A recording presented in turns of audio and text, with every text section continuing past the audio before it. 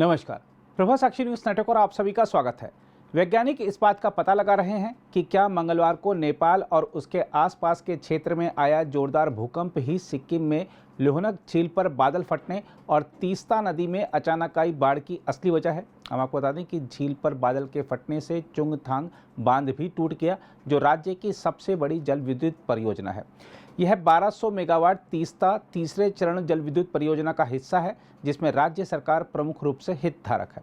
हैदराबाद स्थित national remote sensing centre द्वारा जारी उपग्रह चित्रों से पता चला है कि 17 सितंबर को इसकी सीमा की तुलना में दक्षिणी लोहनक झील का क्षेत्रफल 100 हेक्टेयर से अधिक कम हो गया है। यह दर्शाता है कि झील पर बादल के फटने से उत्तरी सिक्किम में तीस्ता नदी बेसिन में अचानक बाढ़ आ गई। केंद्रीय जल आयोग के एक वरिष्ठ अधिकारी ने कहा है, नेपाल में आया भूकंप सिक्किम में अचानक आई बाढ़ का कारण हो सकता है। झील पहले से ही असुरक्षित थी और 168 हेक्टेयर में फैली हुई थी। इसका क्षेत्रफल अब 60 हेक्टेयर कम हो गया है, इसलिए लगभग 100 हेक्टेयर पानी की मात्रा स्तर को तोड़ चुकी है। घटनास्थल पर गए कुछ विशेषज्ञों का मानना है कि भूकंप के कारण वहां बाढ़ आई होगी। उन्होंने कहा कि बाढ़ की चेतावनी बांग्लादेश के साथ भी साझा की गई थी। नेशनल रिमोट सेंसिंग सेंटर उपग्रह इमेजनरी से पता चला है कि झील लगभग 162.7 हेक्टेयर में फैली हुई थी। 28 सितंबर को इसका क्षेत्रफल बढ़कर 167.4 हेक्टेयर हो गया था और भारी गिरावट के बाद 60.3 हेक्टेयर रह गया। जहां तक सिक्किम के हालात की बात है तो आपको बता दें कि उत्तरी सिक्किम में लोहनक झील पर बादल फटने से तीस्ता नदी में अचानक बाढ़ आने के बाद अब तक 14 लोगों की मौत की खबर है, जबकि 100 से ज़्यादा लोग लापता बताए जा रहे हैं। इस बीच सिक्किम राज्य आपदा प्रबंधन प्राधिकरण ने बुलेटिन में बताया है कि आपदा के बाद से अब तक 2011 लोगों को बचाया गया है, जबकि 22,034 लोग इससे प्रभावित हुए हैं। बुलेटिन में बताया गया है कि राज्य सरकार ने आपदा से प्रभावित 4 जिलों में 26 राहत शिविर स्थापित किए हैं।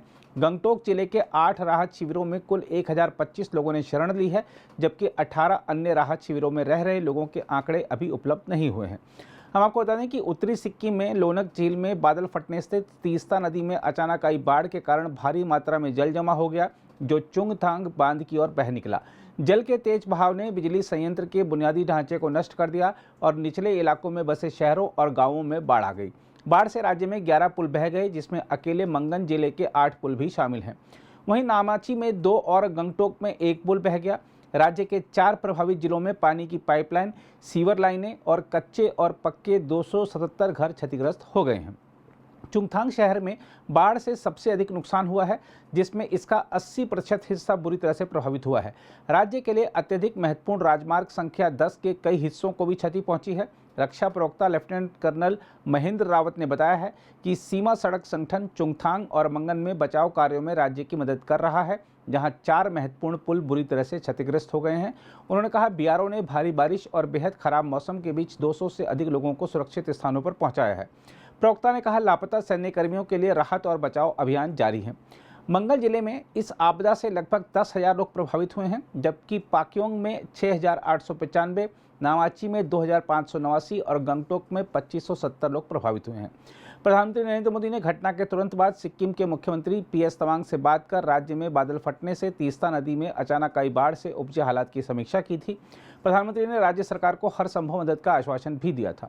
हम आपको यही बता दें कि केंद्रीय पर्यावरण मंत्रालय ने हिमाचल प्रदेश, उत्तराखंड और सिक्किम जैसे पर्वतीय राज्यों में 5 मेगावाट से कम क्षमता वाली लघु जल विद्युत परियोजनाओं के प्रस्तावों की बढ़ती संख्या पर चिंता जताई है, क्योंकि इनसे नालों का प्राकृतिक प्रवाह बाधित हो सकता है और जलीय जीवों पर प्रतिकूल प्रभाव पड़ने की भी आशंका है। मंत्रालय की वन सलाहकार समिति ने 11 सितंबर को एक बैठक में इस मुद्दे पर चर्चा की थी।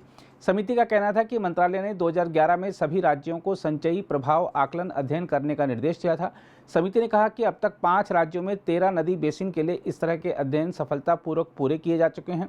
हम आपको बता दें कि नदी बेसिन उस भौगोलिक क्षेत्र को कहते हैं जिसका निर्माण वर्षा के जल या पिघली हुई बर्फ के जल के इकट्ठे होकर नदी में मिलने के कारण होता है।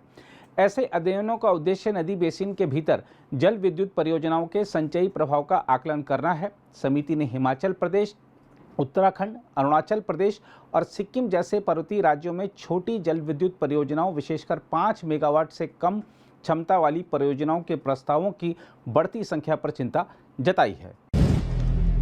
अगर आप भी लेना चाहते हैं देश दुनिया की तमाम जानकारी, तो आज ही सब्सक्राइब करें हमारे चैनल को। साथ ही नीचे दिए बेल आइकन को जरूर दबाएं ताकि हर अपडेट आप तक पहुंच सके।